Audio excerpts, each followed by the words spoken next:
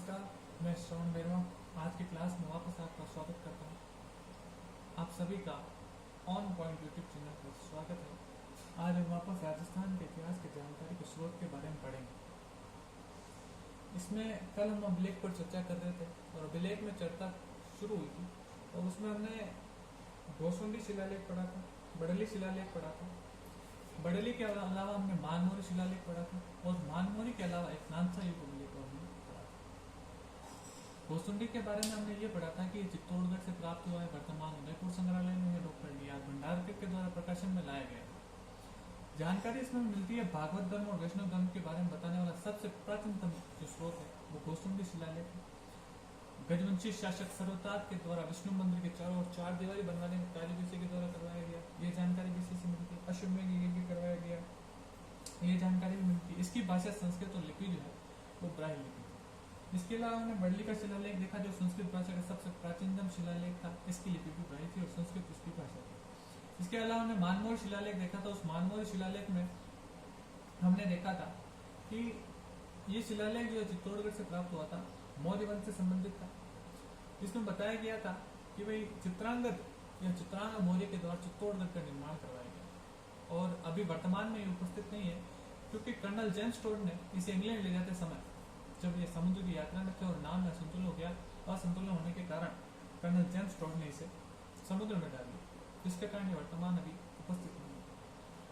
अब अगली हम बात करें नानसा अभिलेख की। नानसा अभिलेख जो है वो एक स्तंभ पर लिखा हुआ है, गोलाकार स्तंभ पर लिखा हुआ है जिसकी ऊंचाई 12 फीट, चौड़ाई 5 फीट है, जिसकी स्थापना सोम के द्वारा करवाई गई। उसमें जानकारी मिलती है कि शक्ति गुण गुरु के द्वारा सृष्टिराज यज्ञ करवाया गया, ये जानकारी हमसे मिलती है। आज हम शुरू करेंगे। आज हम जो है हमारा टॉपिक रहेगा वो रहेगा बिजोलिया शिलालेख। बिजोलिया शिलालेख। आज हम बिजोलिया शिलालेख के बारे में बात करेंगे और बिजोलिया का जो किसान आंदोलन है उसके बारे में आप जानते होंगे। तो ये कहां से मिला, इसके बारे में जानना बहुत ही आसान होगा। ये हमें मिला है उपरमाल का क्षेत्र। उपरमाल का क्षेत्र भीलवाड़ा से। ये हमें कहां से प्राप्त होता है? उपरमाल का क्षेत्र भीलवाड़ा से प्राप्त होता है। ये जो है कौन से समय का? ये 1170 ईस्वी का, 1170 ईस्वी का शिलालेख। इसका समय जो है वो 1170 ईस्वी। इसके अलावा आप कहेंगे कि इसमें जानकारी क्या मिलती है? इसमें जानकारी मिलती है कि शाकंभरी या सांबर के चौहान जो है, शाकंभरी या सांबर के चौहान जो है, इन सांबर के चौहानों के बारे में जानकारी मिलती है। किसके बारे में? शाकंभरी और सांबर के चौहानों के बारे में जानकारी मिलती है। और इसमें बताया गया है कि शाकंभरी और सांबर के चौहानों की जो है, शाकंभरी और सांबर के चौहानों की जो है नींव कौन रखता है? वासुदेव के द्वारा रखी जाती है। वासुदेव चौहान के द्वारा शाकंभरी और सांबर के चौहानों की नींव रखी जाती है। किस कौन से समय में? वासुदेव चौहान के द्वारा नींव रखी जाती है।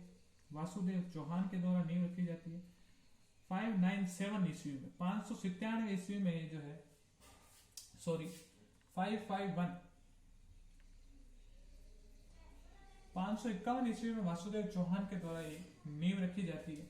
इसमें यह भी बताया गया है कि शाकंभरी और सांबर के चौहान है ये वत्स गोत्रीय ब्राह्मण या फिर वत्स मुनि की संतान है। इसमें शाकंभरी और सांबर के चौहानों को वासुदेव चौहान के वंशज, इसके अलावा वत्स गोत्रीय ब्राह्मण या वत्स मुनि के संतान भी बताया गया है। इसके अलावा इसमें यह भी जानकारी मिलती है कि वासुदेव चौहान के द्वारा, यानी कि वासुदेव चौहान के द्वारा सांबर झील के निर्माण की जानकारी भी इसमें मिलती है। सांबर झील के निर्माण की जानकारी भी हमें कौन से शिलालेख से मिलती है? तो बिजोलिया शिलालेख है जिससे हमें यह जानकारी मिलती है। 1170 ईस्वी का शिलालेख है। 551 ईस्वी में चौहान वंश की नींव इसके रखी रखी गई थी, किसके द्वारा? वासुदेव के द्वारा ये जानकारी मिलती है। वत्स मुनि की संतान इसमें बताया गया है चौहानों को। इसके अलावा ये भी बताया गया है इसमें कि विग्रहराज चतुर्थ करके, विग्रहराज चतुर्थ ने दिल्ली पर अधिकार कर लिया, दिल्ली पर अधिकार किया। कहां पर? कि दिल्ली पर अधिकार किया। इसके बारे में भी जानकारी हमें कहां से मिलती है? तो बिजोलिया शिलालेख से हमें इसके बारे में जानकारी मिलती है कि विग्रहराज चतुर्थ के द्वारा दिल्ली पर अधिकार किया गया। इसके अलावा कुछ स्थान जिनके प्राचीन नाम भी इसमें देखने को मिलते हैं, उसमें एक नाम आता है दिल्ली का, एक नाम आता है दिल्ली का, जिसे वर्तमान हम क्या कहते हैं? दिल्ली के नाम से जानते हैं। इसके अलावा एक नाम आता है श्रीमाल,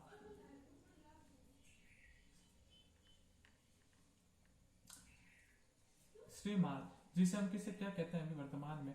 भीनमाल, भीनमाल के नाम से जानते हैं। इसके अलावा एक नाम इसमें और आता है जो हम देखते हैं अहिछत्रपुर। इस अहिछत्रपुर को वर्तमान में नागौर के नाम से जाना जाता है। किस नाम से? वर्तमान नागौर के नाम से जाना जाता है। इसी के अलावा एक नाम और आता है शाकंभरी, जिसे वर्तमान सांभर के नाम से जाना जाता है। ये कुछ प्राचीन नाम भी इसमें देखने को मिलते हैं। इसके अलावा इसमें एक बात और बताई गई है कि शासक जो राजा होता था उसके द्वारा जो ब्राह्मण होते थे उनको भूमि दान में दिया करते थे। उस समय भूमि दान सर्वश्रेष्ठ भी माना जाता था, तो वहां के शासकों के द्वारा भूमि दान दिया जाता था। उस भूमि दान के लिए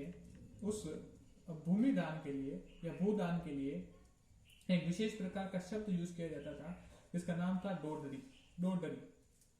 इस डोडरी शब्द का प्रयोग किसके लिए किया जाता था? तो भूमि दान के लिए इसका प्रयोग किया जाता था। हमने बिजोलिया शिलालेख पढ़ा। बिजोलिया शिलालेख हमें कहां से प्राप्त होता है? उपरमाल क्षेत्र भिलवाड़ा से प्राप्त होता है। 1170 ईस्वी का शिलालेख, 1170 ईस्वी का शिलालेख है। जानकारी मिलती है कि भाई वासुदेव चौहान के द्वारा चौहान वंश की नींव रखी गई। 551 ईस्वी में नींव रखी गई थी।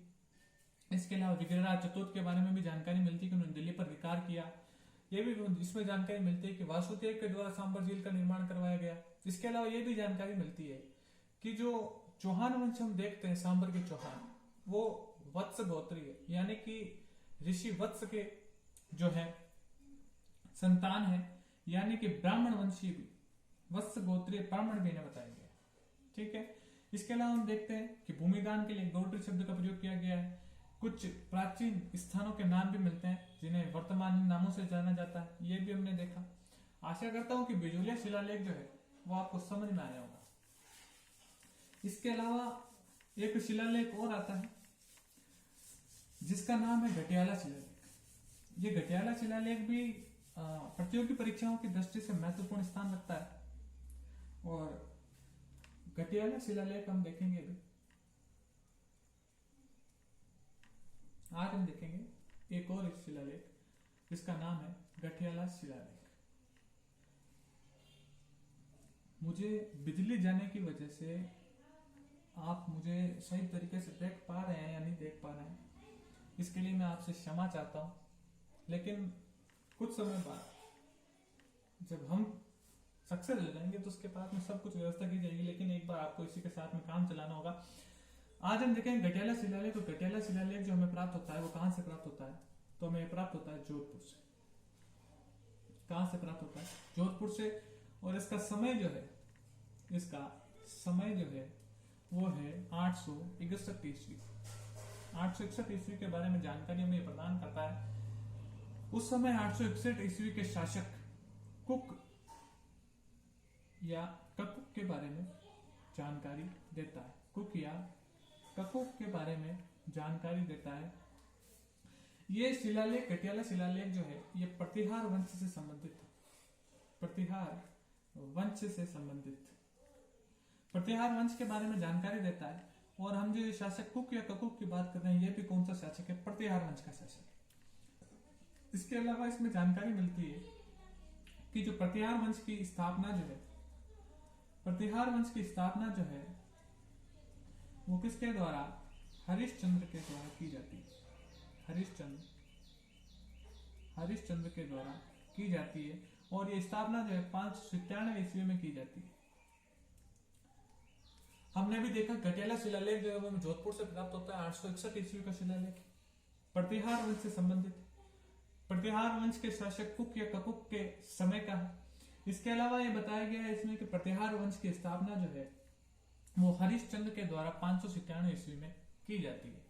इसके अलावा हम प्रतिहार वंश के बारे में कुछ और चीजें भी देखते हैं कि इसमें बताया गया है कि नागभट्ट जो था, एक नागभट्ट नाम का शासक जो था, नागभट्ट प्रथम के द्वारा मेड़ता पर अधिकार किया। मेड़ता को अपनी राजधानी बनाया गया। मेड़ता को अपनी क्या बनाई गई, राजधानी बनाई गई। इसके बारे में भी जानकारी जो है कौन सा शिलालेख देता है, ये हमें देता है गटियाला शिलालेख। हमने गटियाला शिलालेख के बारे में देखा कि जोधपुर से प्राप्त होता है, इस समय 861 ईस्वी का, प्रतिहार वंश से संबंधित है। प्रतिहार वंश के शासक कुक ककुक के समय का। इसके अलावा स्थापना जो है, जो प्रतिहार वंश की स्थापना है वो हरिश्चंद्र के द्वारा 597 ईस्वी में की जाती है। नागभट्ट प्रथम के बारे में भी बताता है कि उन्होंने मेड़ता पर अपना अधिकार किया और उसे अपने क्या बनाया, राजधानी बनाया। उम्मीद करता हूं ये गटियाला जो शिलालेख है आपको समझ में आया होगा। अब हम एक और राजस्थान के महत्वपूर्ण शिलालेख की बात करते हैं जो कि कैलाशपुरी नागदा में स्थित है।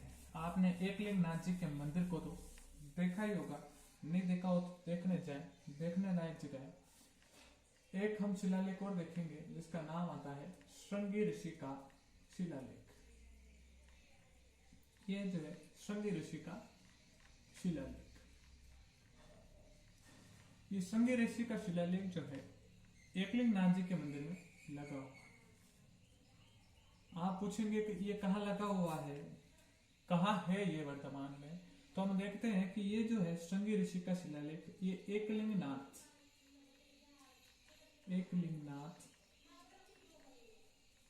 कैलाशपुरी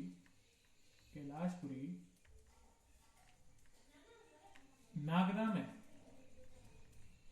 कैलाशपुरी नागदा, और ये कहाँ है, ये उदयपुर में स्थित है। यहाँ पर जो है ये हमें देखने को मिलता है। श्रृंगी ऋषि का शिलालेख एकलिंग नाथ कैलाशपुरी नागदा उदयपुर में देखने को मिलता है।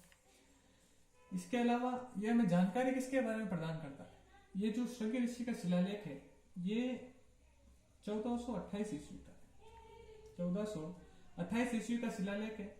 और ये जो शिलालेख 1428 ईस्वी का है, मेवाड़ में उस समय राणा लाखा और राणा मोक्कल का संबंध, राणा लाखा व मोक्कल, अर्थात ये शिलालेख जो है, ये श्रृंगी ऋषि का शिलालेख जो है हमें राणा मोक्कल और राणा लाखा के बारे में जानकारी प्रदान करवाता है। अभी तक हमने देखा कि ये कहां से प्राप्त हुआ, एकलिंगनाथ कैलाशपुरी से प्राप्त होता है, नागदा उदयपुर से। इसके अलावा 1428 ईस्वी का शिलालेख है और राणा लाखा और मोक्कल के बारे में हमें जानकारी प्रदान करवाता है।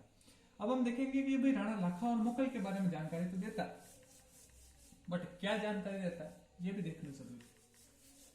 तो देखते हैं। अब ये बताता है, इसमें लिखा हुआ मिलता है कि राणा लाखा जो थे,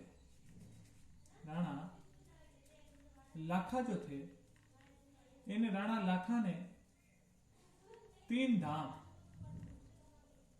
धाम अर्थात प्रयाग,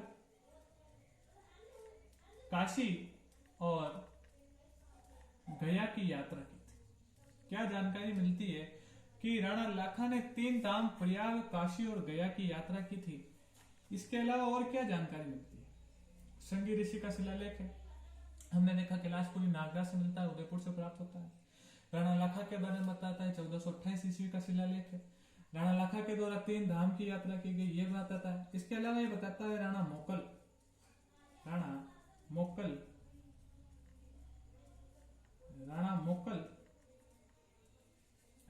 ने क्या किया। राणा मोक्कल ने गुजरात के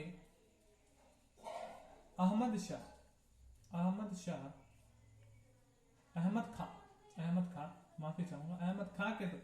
खां और नागौर के फिरोज